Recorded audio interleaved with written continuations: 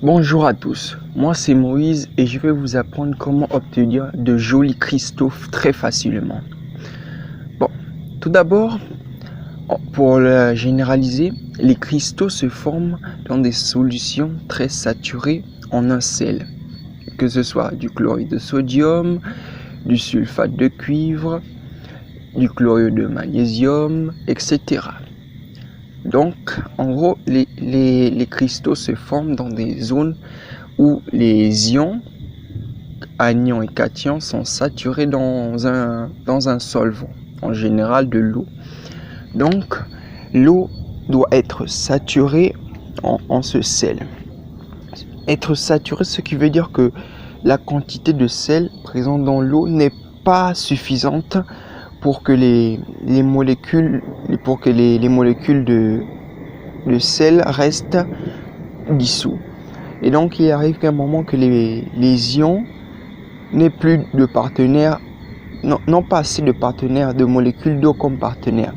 Et donc ce qui va se produire, c'est que les ions vont précipiter. Mais en précipitant, ils ne vont pas précipiter n'importe comment. Ils vont précipiter avec un certain ordre, un ordre régulier. On parle de une maille cristalline. C'est toujours un arrangement entre cations et anions. Et c'est cette disposition géométrique qui forme un cristal.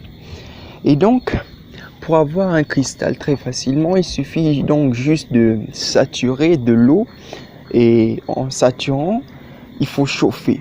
En gros, il faut chauffer, on va dire, de l'eau avec un certain sel. Bon, ici je vais te parler du chlorure de sodium en général, puisque c'est le sel qu'on trouve le plus. Du chlorure de sodium, vous prenez un récipient, vous y mettez du chlorure de sodium et vous chauffez. Vous chauffez tout en rajoutant du chlorure de sodium jusqu'à ce que le chlorure de sodium ne puisse plus se dissoudre dans l'eau. Et à ce niveau-là, c'est bon. Vous pouvez à présent filtrer l'eau pour enlever le surplus de sel. Et ensuite, vous laissez reposer très doucement jusqu'à ce que l'eau refroidisse. Et là, après là, vous aurez des précipitations de sel, des précipitations qui vont adopter une certaine structure cristalline. Et c'est cette structure qui donne des cristaux. Et c'est exactement ce qui se passe dans les géodes.